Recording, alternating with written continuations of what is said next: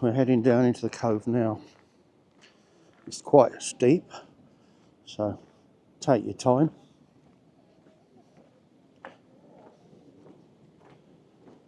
Fresh seafood, proper craft ales, and you can sit down here and watch the Atlantic while you eat. That can't be bad, can it? It's also dog friendly all year round, so that's good.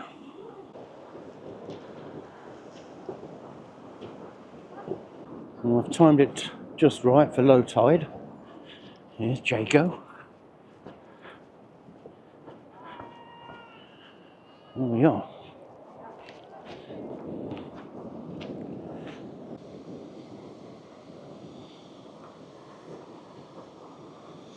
At its height, Trevaunance wasn't just about ore and coal. There were lime kilns here, burning imported limestone to make lime for agriculture, and a whole cluster of trades that depend on ships coming in and out. Fishing boats worked from the cove, especially after 1802 when pilchard fishing really took off. He's enjoying himself. For a brief window in the 1820s, barrels of pilchards were heading off to Europe and beyond.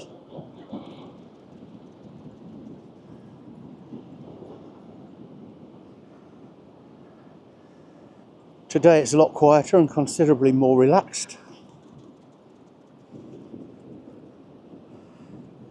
Instead of fish sellers and cooperages, we've got beach cafes, surf schools, and the driftwood spas a little bit further up. That sits in a former fish warehouse and now specialises in local beer rather than salted pilchards. The working boats have mostly given way to leisure craft and the odd fishing trip, and the main cargo arriving on the beach is families with windbreaks and bodyboards.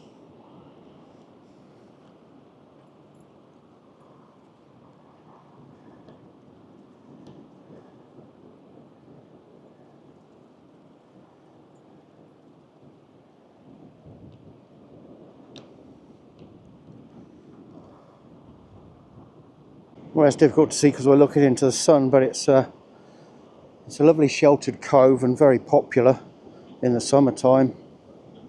It's got a nice sheltered feel to it, surrounded by all these high cliffs. It's a popular spot for surfers.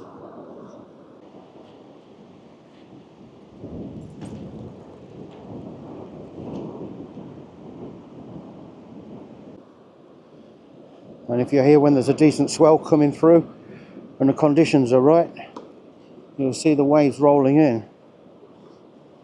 Over on this side we've got rock pools for children and big children to go discovering all sorts of things in the water.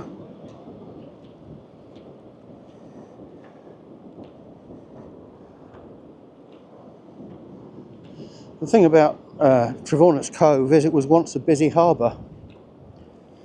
In the 18th and 19th centuries, ships were coming and going from here all the time.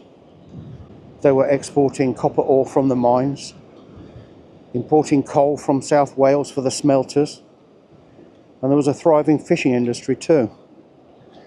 Pilchard fishing especially, which peaked around 1829 and 1830. The thing is, you can't really talk about Trevaunance Cove without talking about St Agnes. St Agnes had this disastrous love affair with building harbours. The first attempt at building a harbour was 1710, but that got destroyed by a storm in 1730. Then they built another one in 1798, and that one actually did okay for a while. But in 1915 or 16, the dates are a bit fuzzy, there was another massive Atlantic storm and the harbour just got completely smashed. If we look down now on the beach, here we are in low tide, we can see all the remains of the old breakwater. It's just lying there in the rocks. It's a reminder of when the cove was a bustling port. This was the harbour in 1890. At this time the harbour was extremely busy. The area above the beach was a tin dressing plant, and the large building was once an iron foundry. The large pool of water where the car park is today was used for the tin washing process. Move forward 35 years to 1925, and the harbour walls had been reduced to rocks and rubble. Because the tin mining had ceased, the dressing plant has disappeared, and 2 bungalows stand in its place. The old iron foundry was looking worse for wear, but the left-hand side was still being used as makeshift apartments. With the advent of tourism, the beach shelter had been built on the cliff just above the beach. The highlight of the year for the town was the annual regatta. Everyone from miles around flocked to the harbour to watch the boat races and sport events. After many years without, in 1906 it was revived and a good time was had by all. In the same year, the Greasy Pole event was proving too difficult. Nobody could remain on it until permission was given to wear shoes. Brass bands played to keep everyone entertained. This was the harbour in 1900. The outer walls were made of dressed granite blocks drilled through and overlapped. When in place, iron bars were driven through the holes, locking the blocks together. In 1905, sailing ships were photographed entering the harbour. Even in calm weather, entering the harbour was not an easy task, so large ships would use what were known as hobbling boats to guide them in. Once in the harbour, it was impossible to turn round, so they had to leave backwards. Having cleared the harbour, they quickly had to turn seawards. Having unloaded, ships like this one in 1900 moved across the harbour to be loaded with tin or copper ore. In this 1890 picture, the ship is moored against the North Quay. Tin or copper ore was sent down a chute from the cliff top and onto the little wooden trolley on rails, which was then pushed along the harbour wall for loading. A wooden gantry stood above the harbour in 1900. This was one of 3 similar gantries at the time. The timbers were attached to the cliff and supported the platform. Somehow this managed to haul tons of coal and other materials up the cliff face. The cable passed over the pulley wheel to a horse wheel further back. This photo, taken about 1890, shows the large drum that took the cable. The horses would walk in a circle around the drum, raising or lowering boxes of goods.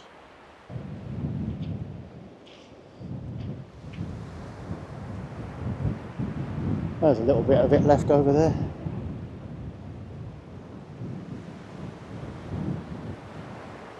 I don't know whether I can get over there or not. It's a bit busy with the water coming down from the river. Such a shame that's all that's left for all those men's hard work.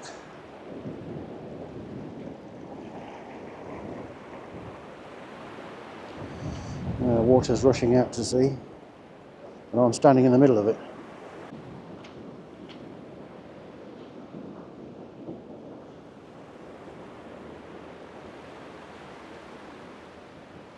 Well, we'll go over here onto the one tiny bit of dry beach there is.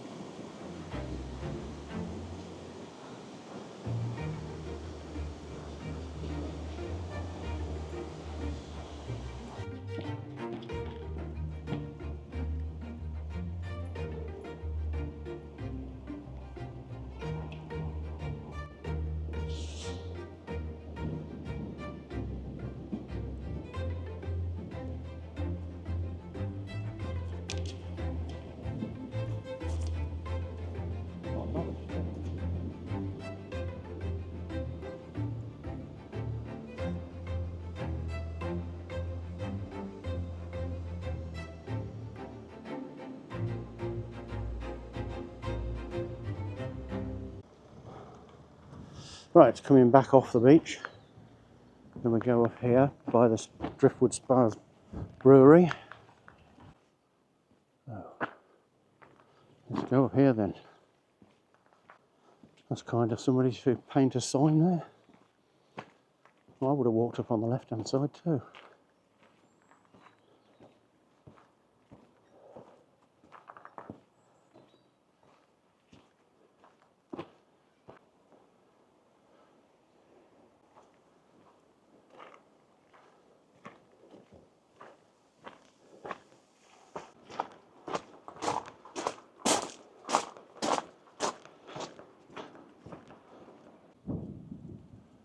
Only just into February as well.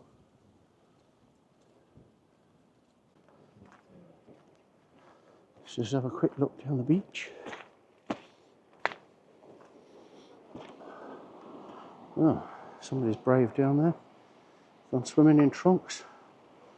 What do you think this is? The 1970s? Don't you know you're supposed to be clad in rubber from top to bottom now? Oh, there's a lot of surfers there waiting for the perfect wave. I'm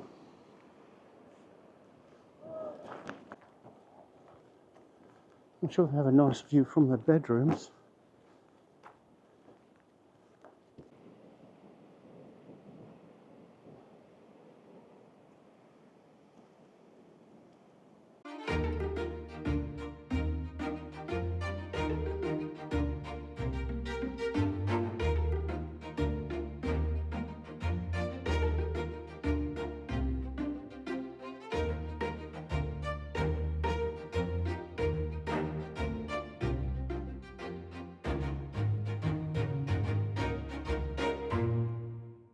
Wow, it's a nice location. Sit on the deck and look out to sea. Very nice.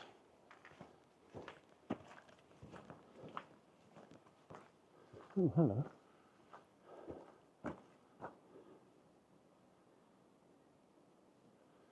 Oh, she's making a statement. One way or another. 1877. Oh, cool. Go to Studio Gallery. Gallery downstairs. Okay.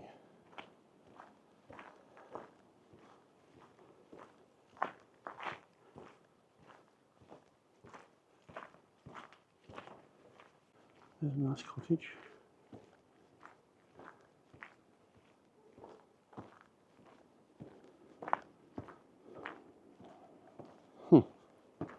That's an unusual fence.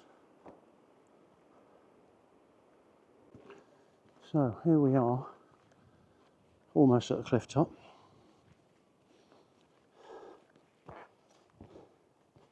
Just have a wander over here.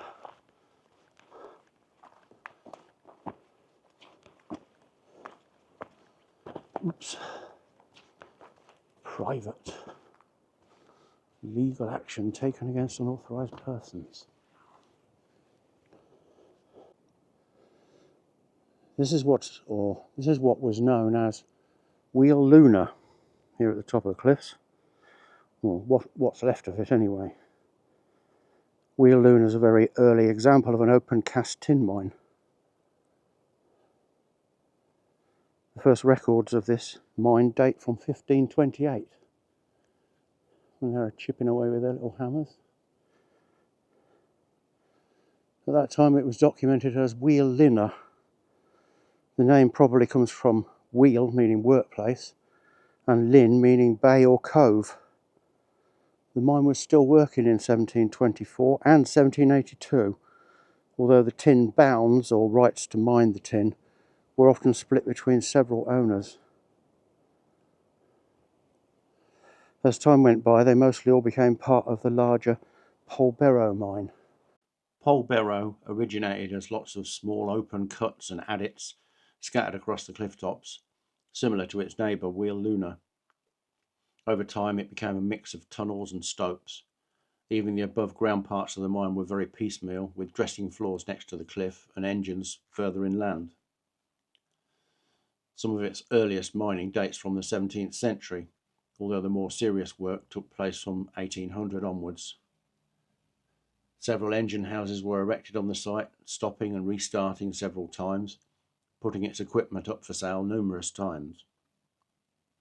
In 1843 it was working under the name Royal Polberro and was visited by Queen Victoria in 1846. I couldn't find any photos of that, but it was a bit early for any photographers, let alone royal ones. And even though Cornwall is supposed to be a royal duchy, you don't see many of them hanging about down here. I did though find and enhance this photo of King George V and Queen Mary visiting Cornish tin mines in 1908.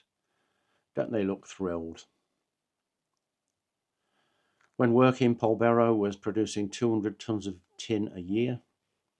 Several attempts were made to make the mine profitable, but it never really made it, and it eventually stopped again in 1895 when worldwide tin prices dropped. The final attempt happened between 1937 and 41 under the name Polberro Tin Limited.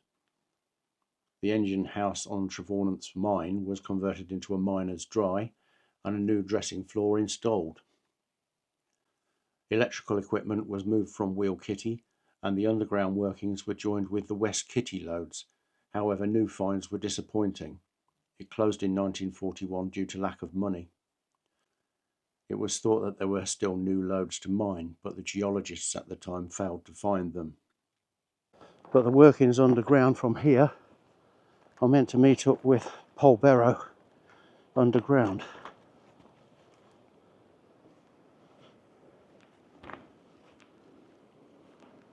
I won't be doing that little journey, not that it's even available, but yeah, that's a nice view from up here now.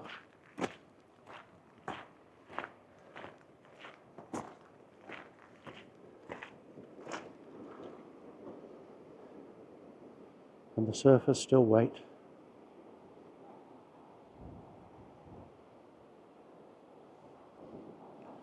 You just see the engine house of Wheal Kitty up on the cliff top. So just as a bit of a detour, we're just having a look up here, and this is the site of Wheal Kitty. There's the chimney, and there's one or two. I don't know if these are original buildings or if they've just been utilised, but they're now it's just a industrial estate. Well, offices, but there's the engine house, and that's in use now by the looks of it. It's got windows in and offices. So there's a company called Finisterre. I don't know what they do. But it's nice to see an engine house still in such good nick.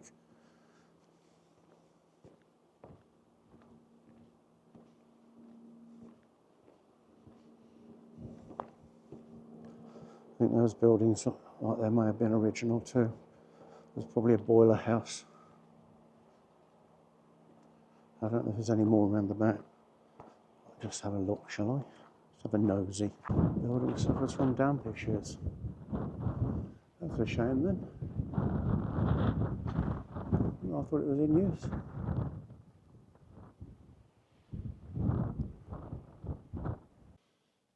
Some stairs.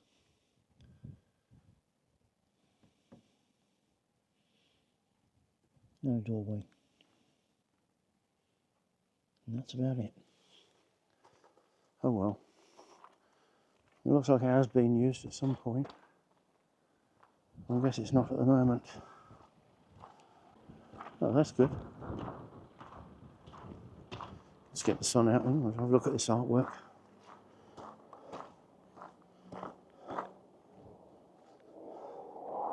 That's pretty cool, isn't it? Ooh. We've been invaded.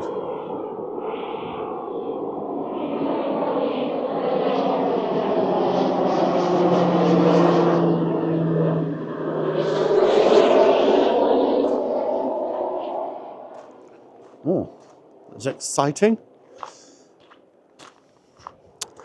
Right, let's move on.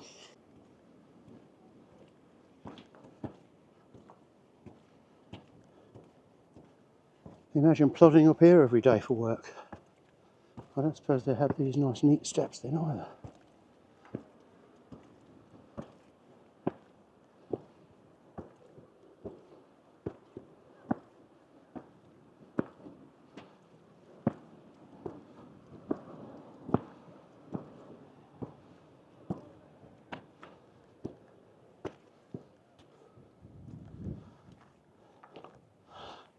Oh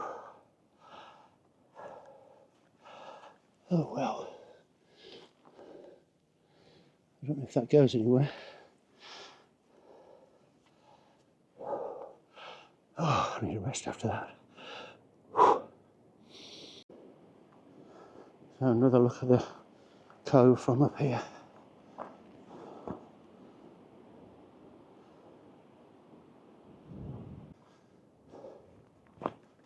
There she goes.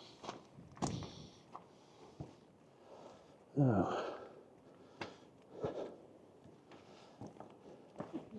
These are the original steps.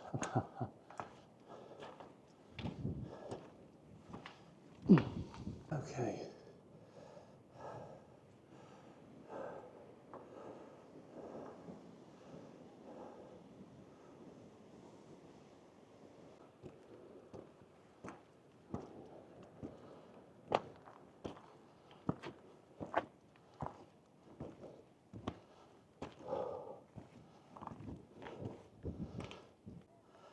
Bit of a climb.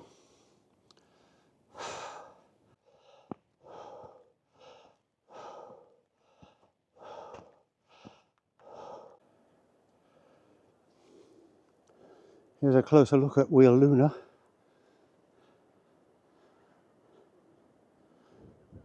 Well, the holes anyway. Right. Just got to go up there now.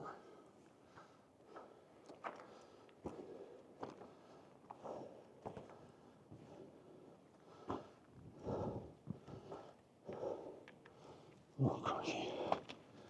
Ugh.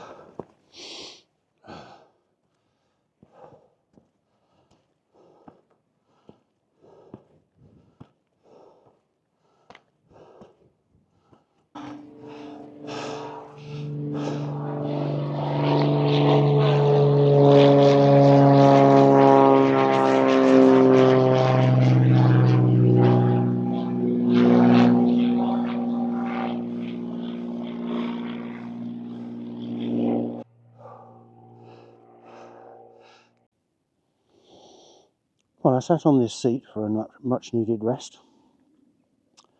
There's a brass plate on the back of it with a man's name and it says RIP underneath. I'm hoping he didn't pass out on this bench, but that's how I felt when I got up here. As I'm sitting here, there's the overwhelming smell of garlic, because Cornwall has an abundance of garlic plants, or Allium ursinum. I might have got that wrong.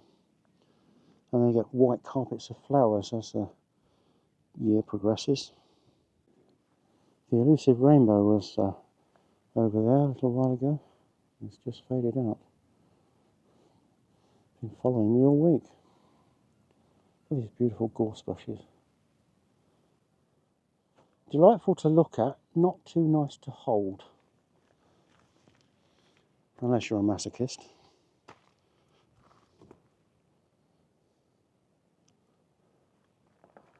So look along the coastline. Oh, beautiful.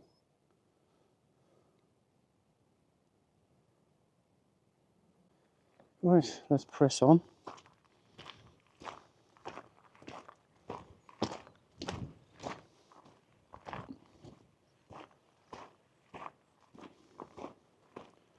I like the way people just wander up to the edge to get a better view.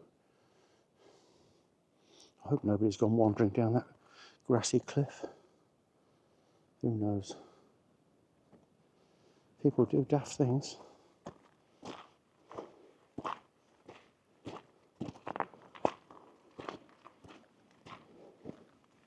I don't actually have a fear of heights, but I do have a fear of falling.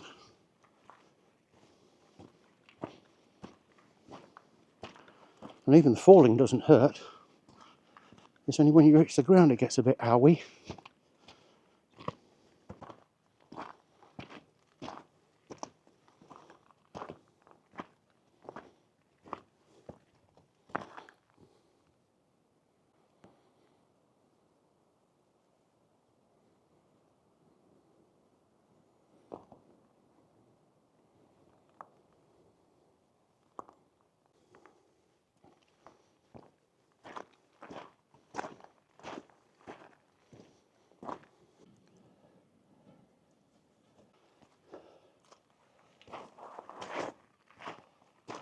Look at that.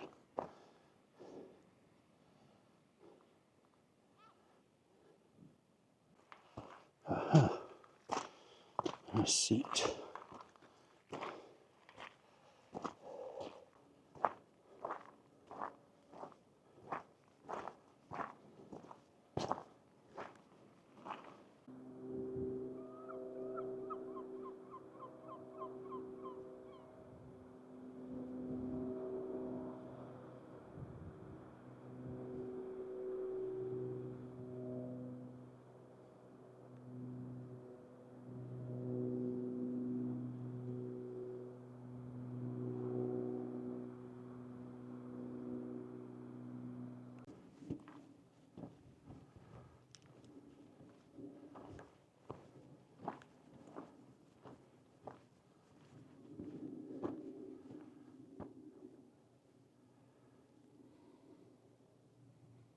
Very thoughtful of them to keep giving me a seat to sit on.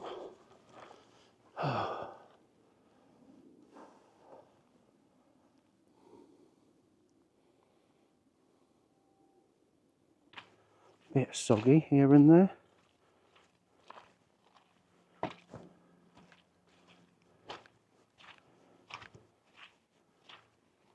I wonder if where there's a bit more open cast mining.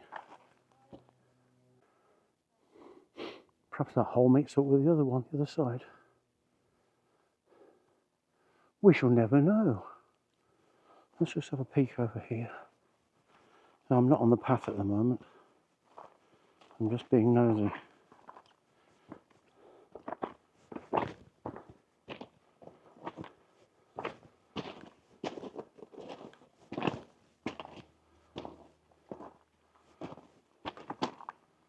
Okay. I don't know if that comes back out on the path, so I'm not going to risk it. I'll go back again.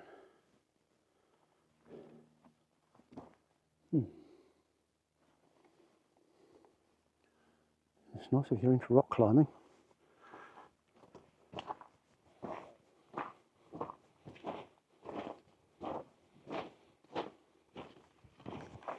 I'll stick to cliff climbing. That's a windswept bush if ever you saw one, isn't it?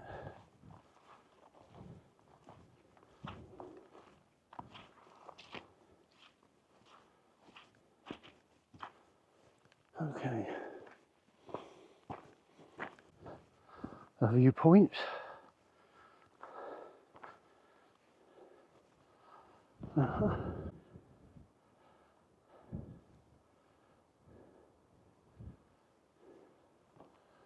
We're lucky with the weather. We have got rain forecast, so I'm hoping to get through this before it starts. Had a little shower, and then it stopped again. There's a nice level bit. Saves me puffing and panting quite so much.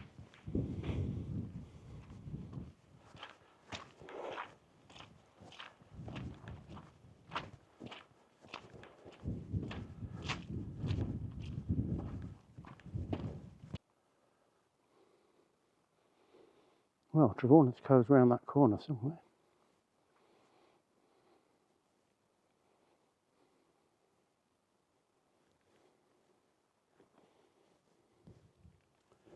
Okay.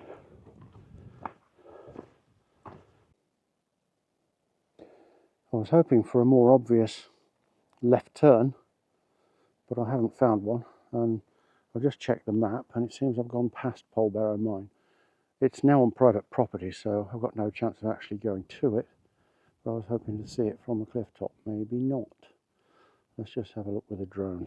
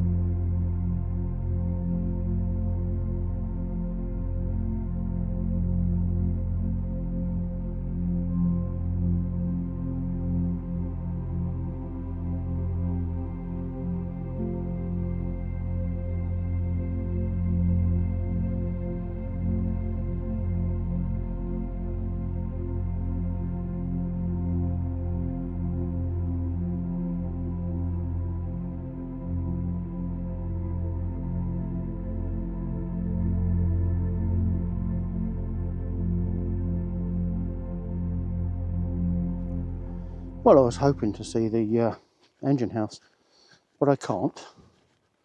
It's somewhere over there where those houses are. Never mind.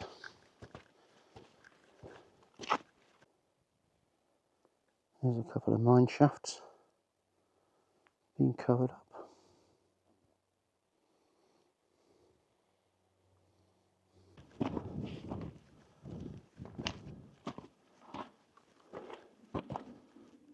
Okay. Oh, I could have carried on straight out. Never mind.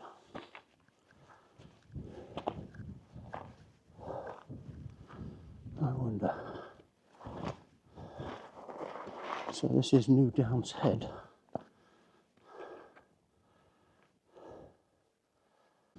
I'm going to take this path inland and hope I can do a circuitous route.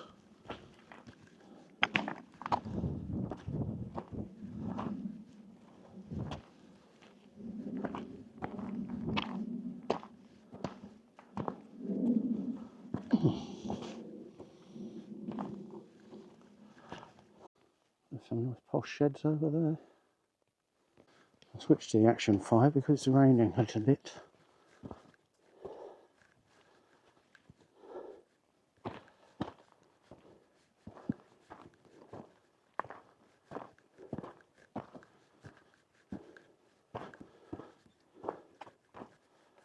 I'm hoping this takes me back to Trevaunace Road and then I can walk back down there to the car park.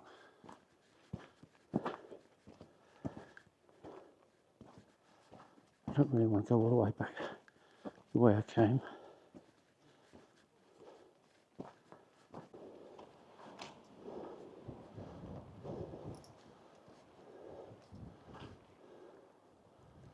Okay, obviously not that way.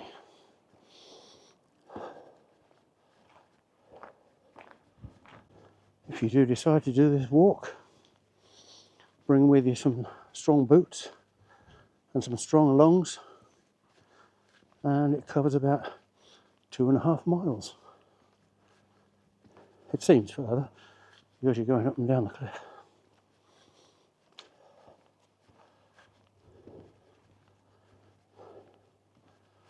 A couple overtook me, they're older than me, but they're whizzing along and holding hands.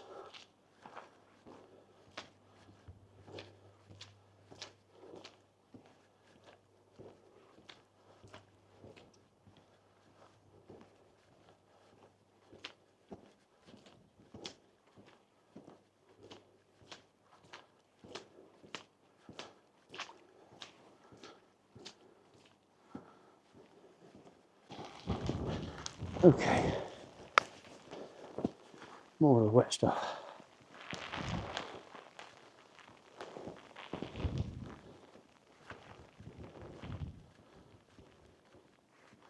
Oh, we started off all right. It was like a summer's day. Ha ha.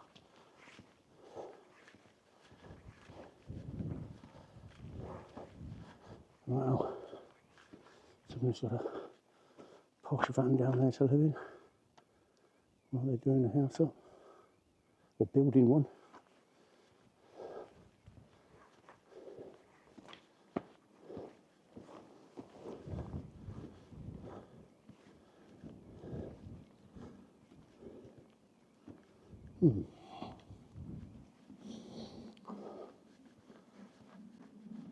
Postman, just leave my letters on the floor.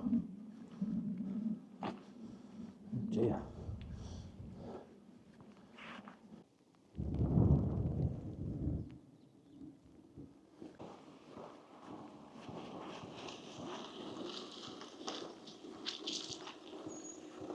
I'll try not to go above 20 miles an hour. I used to do that on my racing bike about 50 years ago. Go for long rides. 6 to 10 miles every night. Just for the sheer hell of it. Then go out dancing till dawn. Grab a couple of hours sleep. Back to work for a 12-hour day. Those were the days, eh? I don't know where I am, but I'm following my nose. And that's big enough. So hopefully it's going in the right direction. Smell the Cornish garlic again. I think people put it in their gardens. A few narcissi.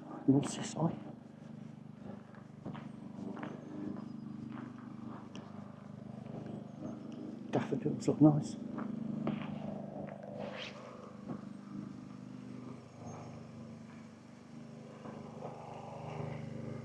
Well, looks like we're going the right way.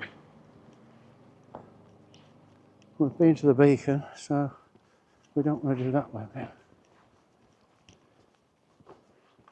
Some camellias out over there.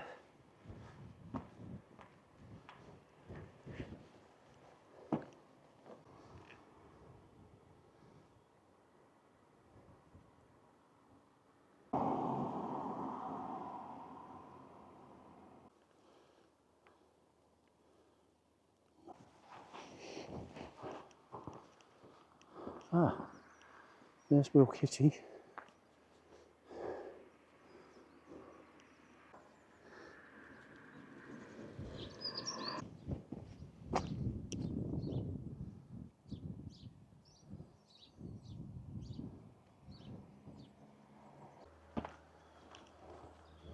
Somebody's hard at work down there. I should think there used to be a house there.